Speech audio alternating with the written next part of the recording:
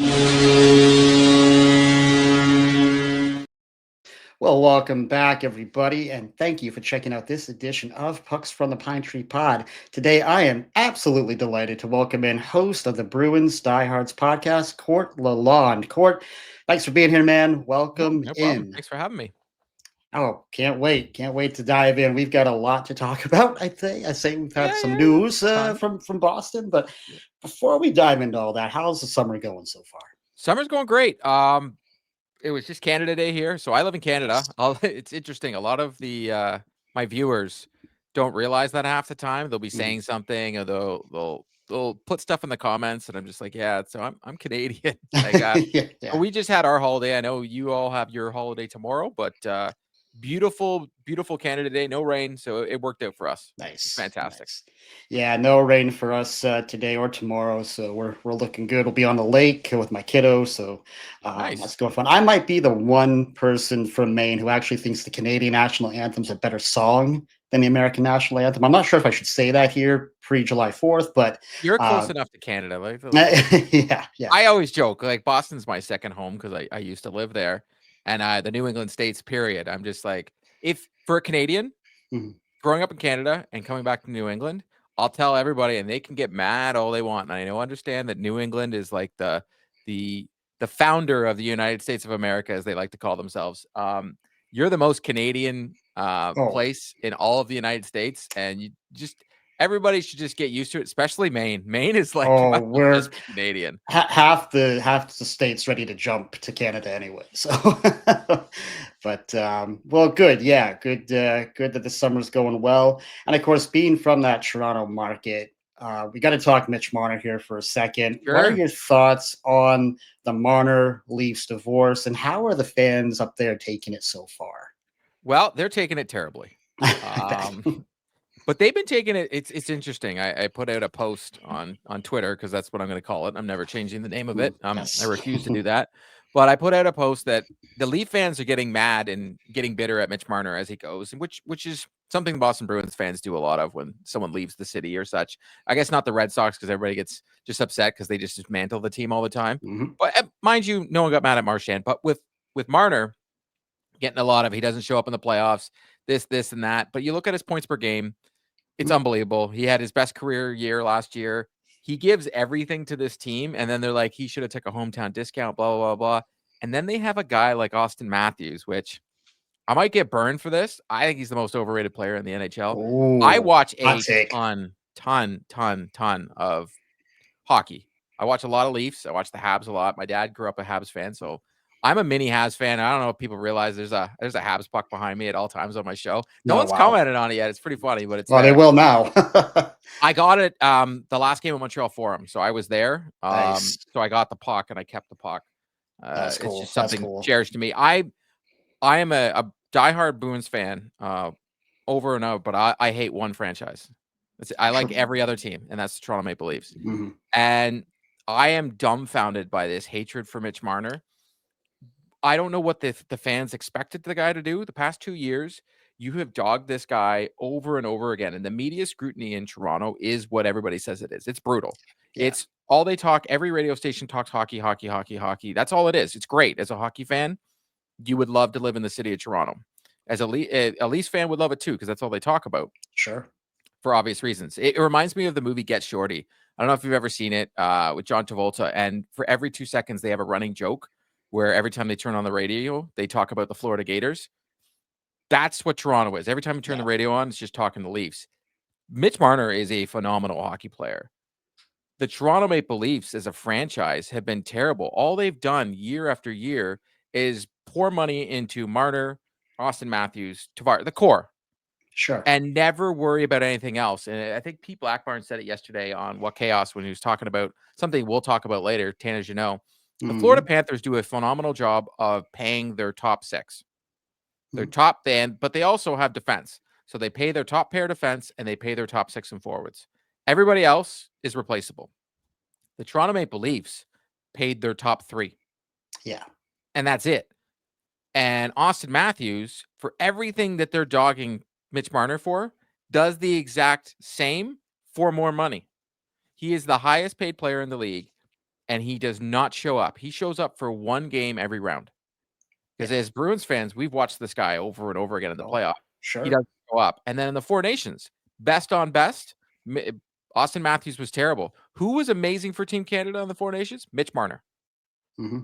Conveniently, the Well, Cassidy. Wow, now he's on Las Vegas Golden Knights. yeah, how about that? And when you look at playoff performances, this narrative of he never shows up in the playoffs, he has more playoff career points than Matthews, Tavares, and Nylander. But sure, it's all Marner's fault, right? So let's drive him out of town.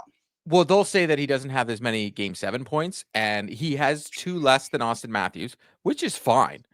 But again, they play their Game 7s. If you look at who they played Game 7 against, besides the Montreal Canadiens, it's been the Florida Panthers and the Boston Bruins. Mhm. Every time they get owned in those games. Owned. Mhm. Austin Matthews hasn't shown up in any of those games. The only guy that really, I would say, I can't remember what year it was it 2019 when the Bruins played the Leafs? I thought Marner was the best player on the Leafs in that series. He was phenomenal. He was diving in front of pucks. He was doing everything he could. And it's interesting because Marner plays the PK. Marner does everything for you. But for some reason, the fan base, they'll pick a guy and they won't stop. Like soon, oddly enough, it will be William Nylander. Like Leaf fans will start getting after him. Well, because he went through his own little spell with his contract and holding out there a few years back. So, yeah, I'm sure they're ripe and ready for that. Well, staying in the Atlantic Division, of course, Florida took care of their big three, their business. Listen, I personally never saw Brad coming back to Boston. I just never saw it.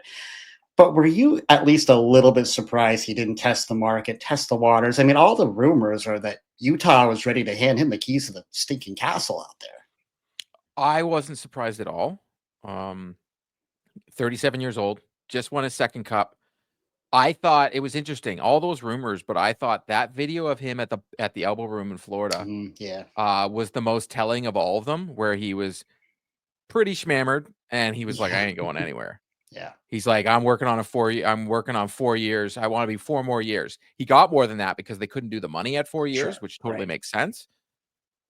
But I didn't see. It's interesting. Brad hits the market. He comes back to Boston. That was the only. I didn't see any other place besides maybe Tampa or Vegas. Brad has a very close relationship with Bruce Cassidy, the coach of the Las Vegas Golden Knights. Yep. He would have no problem if Vegas gives him the money. He's going there.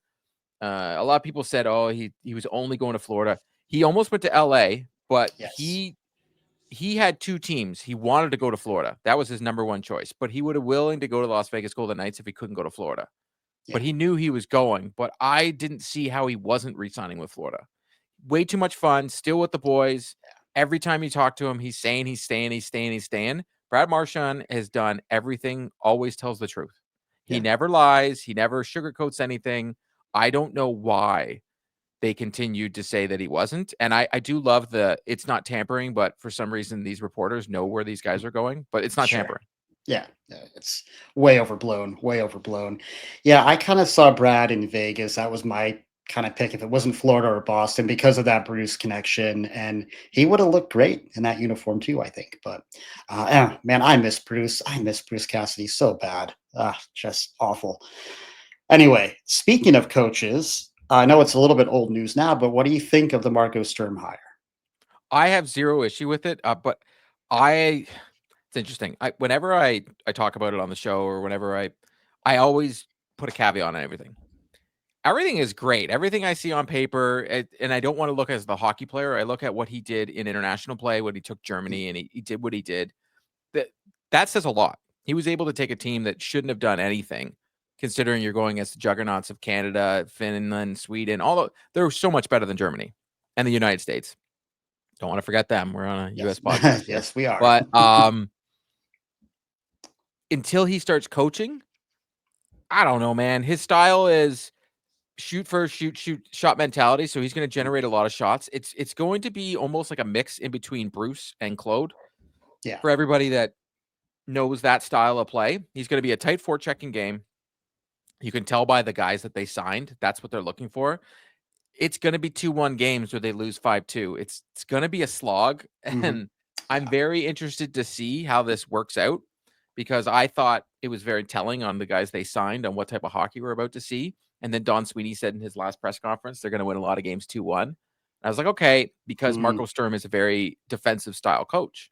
He is a lot like Bruce and Claude, but Bruce and Claude had a little bit of offense coming out of them. So I'm very interested to see, because you got Steve Spott, who's a very offensive coach on that staff now. It will be telling in the first month. It's very hard to understand or predict what they're going to be unless we see the first month of hockey. They could be losing, but it's still, as long as we can see the systems, right. we'll go from there.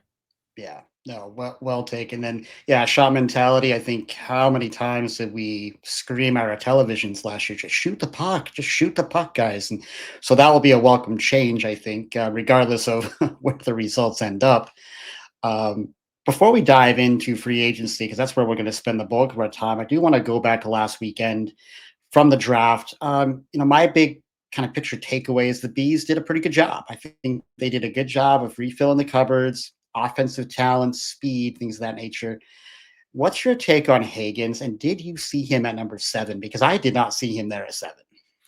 I didn't until like a couple days before the draft. I have a very close friend, Dominic Tiano. He does a Bruins blog. Guy's amazing. He lives here in Ontario, not too far from me. Nice. Amazing guy. He knows prospects more than anybody I know. And he had Hagens as his number 3. He'd been touting Hagens. And he brought up the whole fact that everybody was like dogging Hagens for what he did. But he was like, Hagens entered U.S. college early compared to the other guys like the Celebrinis and everybody of the world. Hagens is going into next year at BC 190 pounds. Yeah. He looks great in development camp, but I'll say this till I'm blue in the face. Everybody, that doesn't matter. If you remember, Kuntar and everybody else was amazing in development camp last year, and development camp means nothing. It looks great to see them, but it means nothing. It was encouraging to see Letourneau look stronger out there, but with Hagens, I didn't watch a lot of BC games. I watched a ton of highlights just recently. I think he had 2 strong wingers for line mates last year, so he was doing a lot more dishing than shooting. I think based on, he will not be a Bruin this year. If they make the playoffs, maybe, but I don't think they're going to burn a year, and I don't think he's ready. That's just my personal opinion. Well, he's young. What's 18? So yeah, but that doesn't matter if the talent's there, because I think Michael Misa might be playing with San Jose this year, and I think Schaefer's definitely going to be playing with the Islanders, but I didn't think he was going to drop. I thought he was going to go the top 5. I was hoping we get Caleb Desnoyers. Yeah, I'm French. However you say it. I have a hard time. Dehart. I think it's Desnoyers. Yeah, you got it. That is definitely a Desnoyers. I thought that's what I was hoping we would get. Originally, I used to want Frundell, but I knew then his stock just rised up, and I was like, well, he's gone. Bruins getting Hagens, I think, is a huge win. It is hilarious that it does paint the picture that they always take kids in Boston universities, and that's never going to go away. And they always try and take local boys. The guy's good. I don't care about his size. As someone that is not tall, and my father played 11 years, being one of the shortest ever, the size thing just doesn't matter to me. He's very strong on the puck.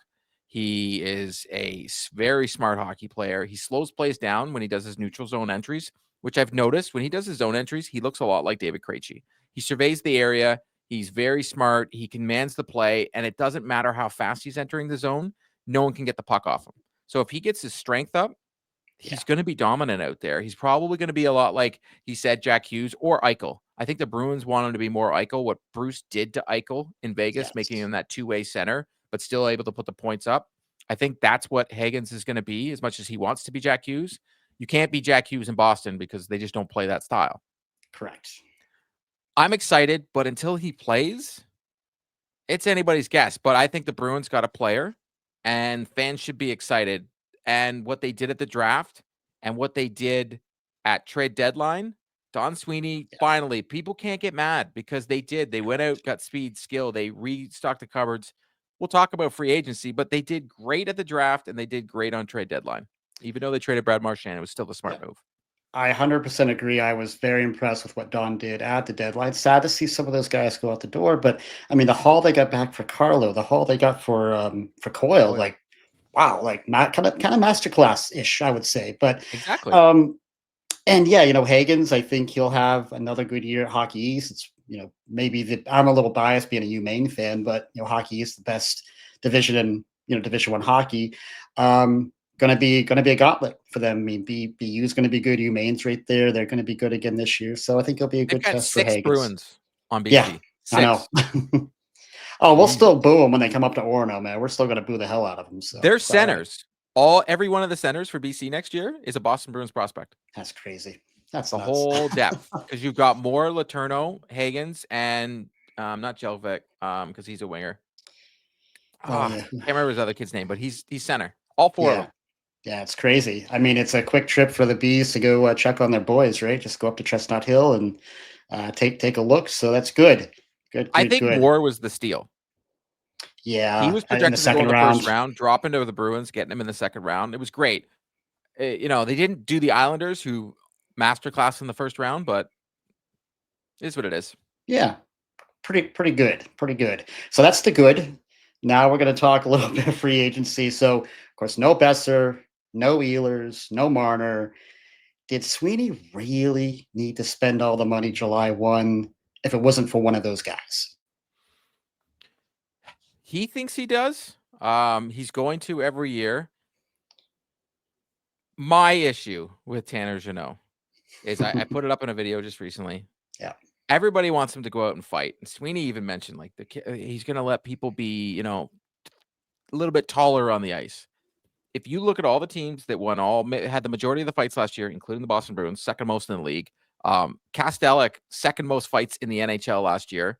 Winning percentage really high. You already had that guy. You had Zadorov, and I know they don't want Zadorov to do it, but he's going to do it anyways. He's going to spend more time in the box.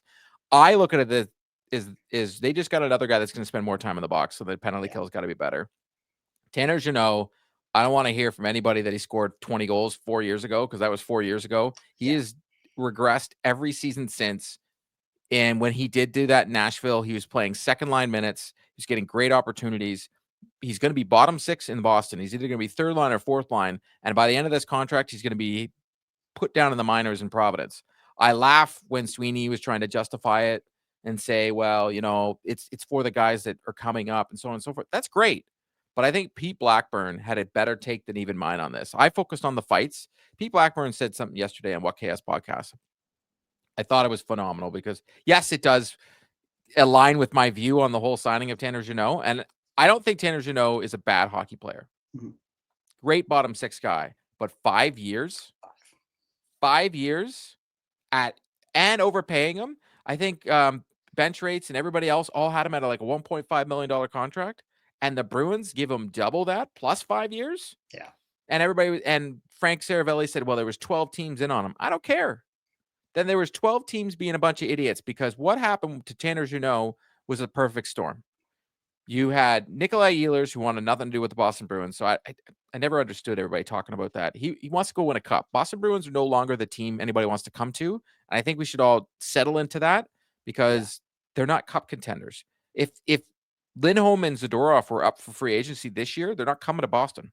They're picking different teams. Yeah. So Marner goes to Vegas, which was a foregone conclusion. Besser resigns because he probably didn't like what's out there. And he did probably wanted to go back to Vancouver anyways. So Tanner Jeannot is out there, and there's money to spend. And GMs, for some reason, like burning holes in their pocket on this day. And I think that was the only one where everybody, there's a fair gripe. And I know we're losing our mind about a $4 million player on a 5-year deal, and it should mean nothing. But I look at it, you could have spent the money more wisely. You could have not spent the money. You don't need to spend that money. And if you think the Bruins weren't tough, I don't know what to tell you. They were third in the league in hits, second in the league in fights, but they were 28th in the league in scoring. The Bruins going into that day needed scoring and help on the right side. They didn't address any of it. You could safely say maybe Viktor Arvidsson, but again, a guy on the decline. But Marco Sturm coached him. He also coached Tanner Jeannot, so that's probably another reason Jeannot's here. Sturm's going to trust Viktor Arvidsson. Is probably going to give him a little spark. If we can get 20 goals out of Viktor Arvidsson playing second line right wing, that's great, because we're still in a transition year. The Boston Bruins are looking at a wild card spot. They're not looking to be the top 3 in the Atlantic. It's just the Tanner Jeannot thing. It's crazy to me. It doesn't even make any sense, because you went from having a phenomenal trade deadline, having a phenomenal draft, saying we're going for speed and skill and scoring, And then on free agent day, you're like, we're going for punch in the face guys. Yeah, it seems to me more like a Cam Neely move versus a Don Sweeney move, but of course they work in tandem. But I loved your point, guys. If you haven't watched Court's episode yesterday, excellent episode. I actually had that noted down. Wanted to talk about the take you had on fighting because there is a difference between being tough and being tough to play against. Yep. And I think when we look at the Florida Panthers, they're not fighters, like you said yesterday. They're hard to play against. They're like that annoying little sibling that won't leave you alone, right? They're just on you all the time, and they win, and they're hard to play against. Boston was not hard to play against. I don't care. Go back to October, November when they were healthy. They were not a hard team to play against. They were tough. They were fighting, but they were beatable. And I don't know. To your point, I don't know if Jeannot makes us, and that was another question I had, does he make us tougher or tougher to play against? And I would argue he just makes us tougher, right? Yeah, he's just another guy to fight because he doesn't skate that fast. Yeah. So I'm like, okay, is he going to be that tough out on the forecheck? I don't see it. And, I could be proven wrong, but at his age, what is he, 27 years old? I'm like, It's oh, man. 27, 28, something like that. Yeah. I just, it's baffling to me. Kuraly, I thought, was a great pickup. Yeah. I can't believe I'm saying this, but you know what you're getting with the guy. Mhm. He is extremely responsible in his own end. He is decent at the faceoffs. He's a great forechecker. He's great in the room. They never wanted to lose him to begin with, way back in the day when he left to go to Columbus. Sure. It's just the money thing. Kuraly's fine. He's going to be an extra forward. He's not going to be in the lineup every night, but he's fine because he can skate. Yeah. He's not going to pitch in offense, but he scores timely goals. He's proven it his whole career. And leadership. I mean, I think, and that's one note I made on him, is he got this new leadership group. We're turning the page, new era in Boston. I think that someone like Kuraly can really help Pasta and McAvoy out in some of those leadership pieces. I agree. I think right now your leadership core in the Boston is your soon-to-be captain. Jesus, I wanted to wish that into existence. It's going to be David Pastrnak. Yeah. I think it's a foregone conclusion, especially with Marchand not coming back. Pastrnak will be captain. McAvoy will be assistant, and Zadorov will be assistant. So there's your key in your leadership core. Then you've got Lindholm is the filling in for Coyle from the previous year, and Zadorov is your Carlo now, and that's the leadership core. Kuraly will be part of that leadership core 100% because he knows Boston Bruins hockey, and he's also very close friends with Pastrnak and McAvoy. So that works out in your favor. And then sure, Tanner Jeannot, suppose he is an extremely good locker room guy. Extremely good, which is fine. Yeah. But why are you paying $4 million a year for a locker room guy? I don't. And you already I have didn't leadership. have. Yeah, and to your point, I didn't have a problem with the money at all because we know where the cap's going to go. But the 5 years, it's like I'm way more comfortable with that at 2 or 3 years. I'm fine. Okay, it's still an overpay, but 5, you didn't have to go to 5. Like, I don't get that. It's interesting. You can overpay for like a Louis Eriksson and stuff like that, and still Sure. be able to trade him because they got offensive upside. A guy like Tanner Jeannot at the end of this contract is going to cost you picks to move him. When you're like, I gotta move this guy, no one wants him. He's dragging my team down because these fast young kids that are gonna be here in 5 years, Tanner Jeannot is not gonna. He's just gonna be sucking air because he can't keep up to these kids, and they're gonna be so fast. Jeannot is not a fast skater, so he's gonna have an issue with it. And then you're gonna try and move this guy, and it's gonna cost you a pick to do. It's just bad asset management. You already have guys that do what he does. And you could have just, I don't know, man. It drives me nuts. Pretty much what they told me on free agent day is they have zero faith in Lysell, which is fine.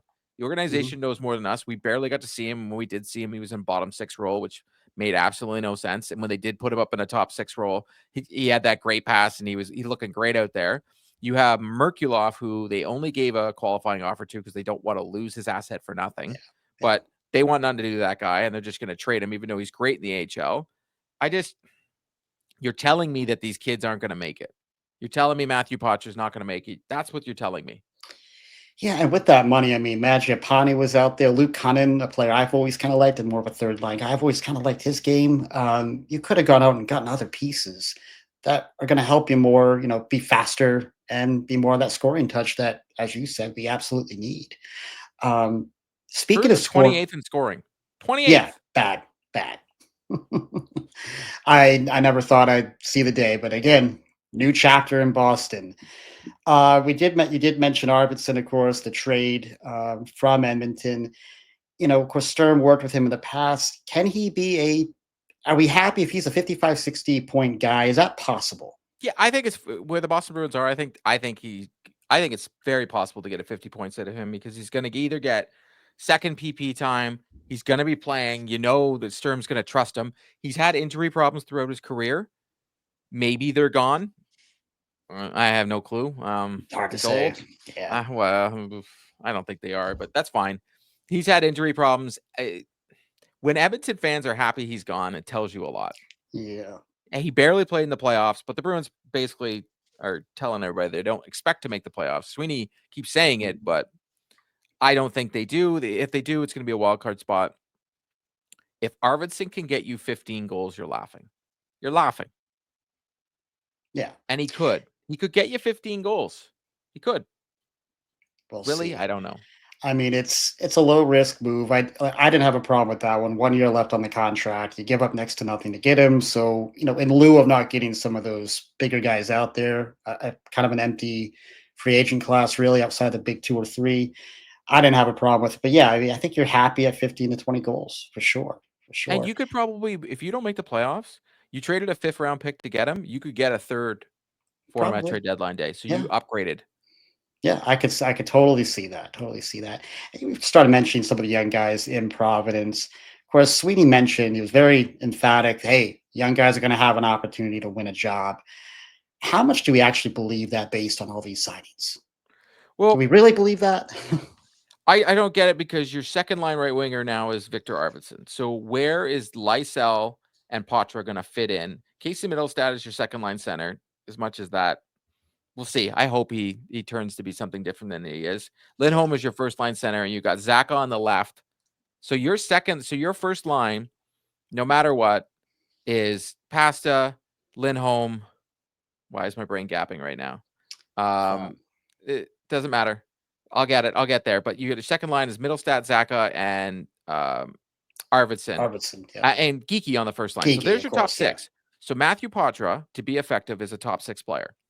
Fabian Lysell, to be effective, is a top 6 player. We already know what the bottom 6 looks like. So where are they going? Like, I understand Sweeney says if these guys are good enough, they're going to take a spot. Who out of it I just mentioned is they're taking the spot, unless you're going to bury Casey Middlestat in the minors and Matthew Patra is going to be that second line center. Right. I think, this is just personally me, they're not done. And that Matthew Patra could be on the move before the start of the season. And maybe they bring someone in because of, like I said, your top line is set. But that second line of Middlestat, Zaka, and Arvidsson, maybe Zaka gets moved. I don't know. I don't know where Lysell is fitting in any of that. And then you've got, what's his name? Lumsell? Oh, yes. Yep. Who everybody hasn't talked about, who looks amazing. And then you've got Blumel, who's past his buddy from the Czech, who's supposedly a guy lit up the AHL last year. So what if he's going to try? Because he's not a bottom 6 player either. He can't play in the bottom 6 because certain types of players can't play in certain positions. You're not going to get what you want from these guys. Maybe on the third line. They definitely can't be fourth line. So is your third line going to be Lysell, Patra, and Blumel? I don't know, man. Yeah. It's a tough sell from Sweeney to say, hey, these guys have this opportunity when you've went out and spent all this money on all these veteran guys and kind of maybe stunting a little bit of growth here. My last take on Jeannot, and we'll move off of him. It's something that Sweeney said, that last year, too many players, motors weren't starting on time, energy wasn't consistent. And as I'm hearing that in my head, I'm like, yeah, no shit, Sherlock. Like we all saw it. Like it was bad. Can Jeannot be the guy that can kind of help with the energy? Is that at least something we can give him? Hey, he can be an energy guy and a fast motor guy, which is something we need. Maybe. I look at LA and they barely played him.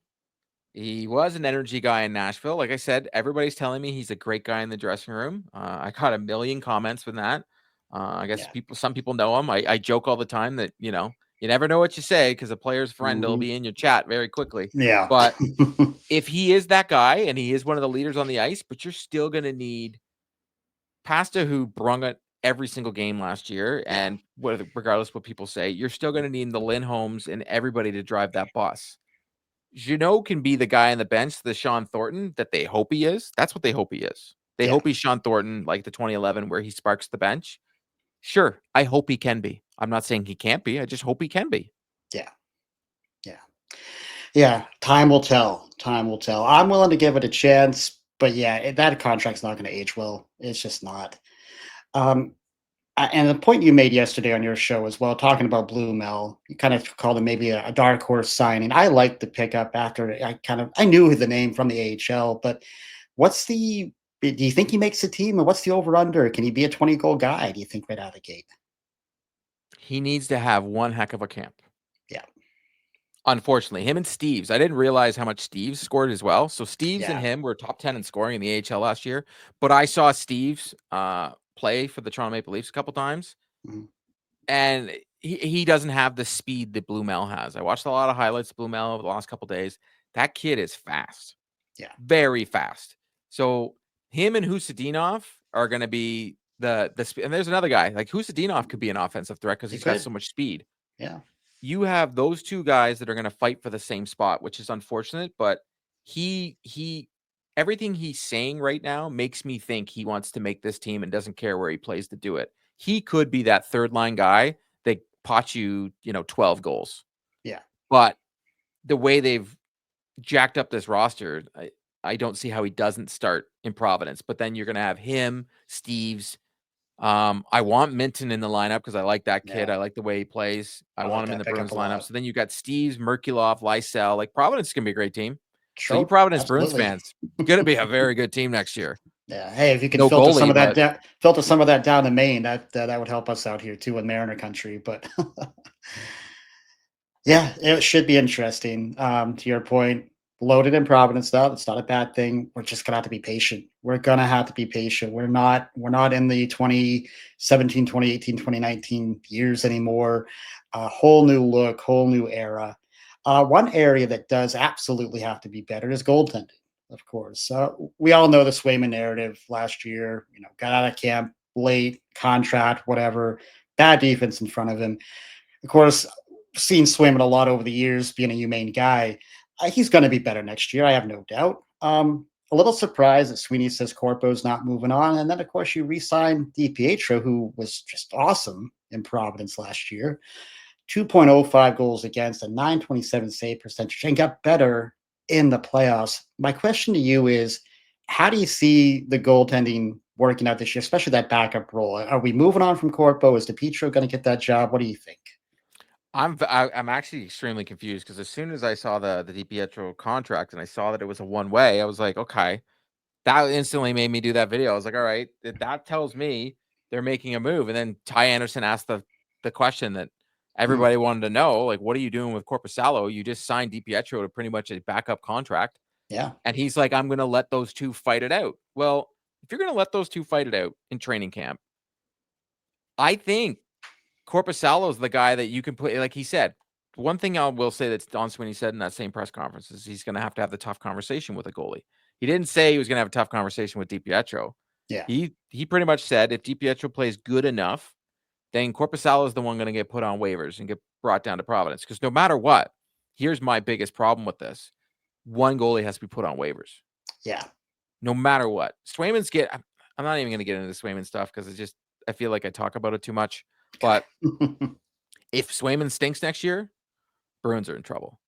But the defense needs to play better because they were absolutely terrible last year. The team was terrible last year. Yeah. And Swayman looked great for Team USA. Yes. So I'm hoping that's a bounce back. But with regards to DiPietro and Korpisalo, I'm going to say this to him in the face. Korpisalo is terrible.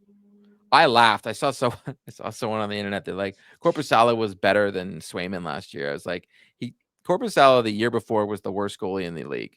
And he improved his goals against average from like an 880 to an 893. And I was like, I don't know where this home run is. You're running around like this is something better. Korpisalo played, and I've talked about this, and I did a whole breakdown, had the easier matchups by far. Yes. Oh, yeah. He played 2 playoff teams all year. He did have a good November, but after that, he was absolutely terrible. He was worse than Swayman, people. He gave up huge rebounds. He was letting in terrible goals. He had zero confidence in himself. He was the same goalie that he has been the last 3 years in the NHL. He is statistically one of the worst goalies in the league. They brought him in because goalie Bob thought, I had him in LA. He can do this. Goalie Bob was wrong. And the Bruins are stuck with him. So Sweeney's not going to come out in a press conference right now and say, yeah, we're going to move him, because then they're letting the whole world know that he sucks. I think that they have definitely called people on him, but he is the worst goalie the Bruins have had in the last 10 years. Worst by far. Yeah. I mean, he had Joonas his Gustafsson was better. Yeah, true. I mean, he did have his moments, and again, I guess because we set the bar so low last year because it was such a bad year, when Corpo did look okay, it was like, all right, okay, versus what? Versus, getting blown out 8-0 in some of the games, right? So had his moments, but yes, anybody that says he was better than Swayman or should play over Swayman is, I don't know what they're taking, man. Like that's crazy talk. It's a Bruins disease. The Tuukka Rask era was probably the Oh, funniest I've seen fans in the world. awful, The amount of awful. times, like, Hudobin's the better goalie or Halak is the better goalie, and I'm just like, statistically, you're wrong every time. I've never understood it till I'm blue in the face. I'll never understand the people being so enamored with the backup goalie in Boston and thinking that goaltending doesn't matter and that you can just play the backup and they'll win games. I'll He, never get it. Tuukka yeah. Rask took the Boston Bruins to the Stanley Cup Finals in 2019. He Mhm, did it. He mhm. put them on their back. Yeah, they lost Game 7, but Brad Marchand was the worst player on the ice in Game 7, Yes, he and he was. cost the team. Game 5 is, that trip doesn't happen on Kuraly. The Bruins win that game. They win the Stanley Yep, Cup. It doesn't even matter. The goal is scored that wins the game right on that play. Like, it's just man. I'll Uh, never understand Bruins fans' yeah, fascination with thinking the backup goalie is better than your starter because your backup goalie plays against worse teams. correct, Please correct. stop. I'm still in therapy over 2019, but yeah, that line change with what 12 seconds to go at the end of that first period, like Marshy, what are you doing, man? Just He stay on the ice. it was a dagger. I was Yeah. at Game 5. Oh, I okay. flew from Toronto. I paid $1,200 Oh, US wow. for my ticket, and I was at Game 5. It was Mm. unbelievable to be there, but when that trip happened, it was a riot. I remember that game. Had my living room set up downstairs. I have like a split level ranch. My ex-wife, now ex-wife, was sleeping, kids were sleeping, and she had these couple of, I can say this because I know she's not listening, couple nice these antique chairs down in our living room. And after that trip call that wasn't a trip call and the goal goes in, I actually picked up one of those chairs and tossed it across the room. Luckily I didn't break it, but it's the last time I've thrown furniture during a Bruins game. So tough one. Tough one, tough one, tough. But yes, to your point, Tuukka Rask, I mean, he made it look so effortless out there. And people say, oh, he's lazy or he's not working. No, he was just that good. He Yep. was just that smooth that it kind of like Pasta a little bit. Pasta can be so smooth, doesn't look like he's working or trying, but I mean, he's putting in all the effort. And, Tuukka was the same. Like you, I never understood that narrative. It would drive me bonkers. I would get into so many arguments with people, either at the pub or at church, even sometimes, like people bringing it up, like, don't understand it.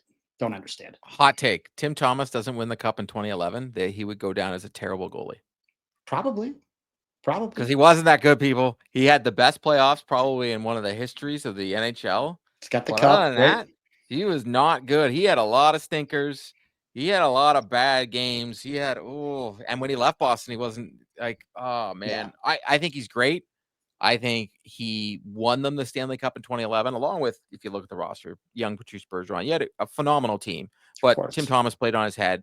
Unbelievable. And I think that's something that not many goalies have ever replicated. I think Patrick Waugh did it in 1993 when the Habs won. It was at 92 when the Habs You won. one of those, yeah. I think it was Yeah. 90.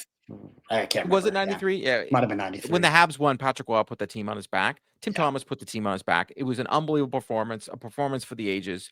But he's not going to be in the Hockey Hall of Fame ever. no, Tuukka Rask will be in the Hockey Hall of Fame. should be, should be. Bergeron will get in next year. Mhm. I think Rask will get in the year after. Rask won't be a first ballot. He'll get in, Yeah. but because he's got international, he's got the Stanley Cup, he's got the accolades. Mhm. Bergeron will be first ballot next year. But Oh, I just find it 100%. very interesting because Tim Thomas, he'll never get into the Hockey Hall of Fame. No, no, ever. no, numbers aren't there for sure. But yeah, to your point, great run. He'll always be a legend. But yeah, Historic. if I'm taking one of those two goalies, it's Tuukka Rask all day, every day, right? So of course, we're still very early into free agency, into the offseason. You referenced maybe some trades, and of course, Sweeney has mentioned maybe looking at more trades. What would you like to see them do in terms of trade? I mean, are we talking? Could we be in the Robertson mix? Could we be a Rust or Raquel from Pittsburgh, or other names out there for you? Well, I don't think Russ does anything for me, so I'm not there. Rickard Raquel, I was all in on him when he was in Anaheim and the Bruins were trying to get him, but he hasn't done anything in Pittsburgh, so Yeah, I would be very apprehensive of bringing in that dollar.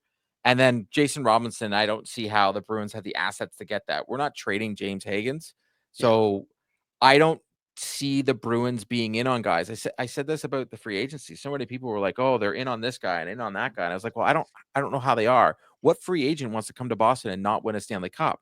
Yeah, if they are looking at the future and they're going to win, but if a Stanley Cup contender wants these guys, then they're in. But Dallas is in, all in. They're in their window right now. So if they're trading with the Bruins have what?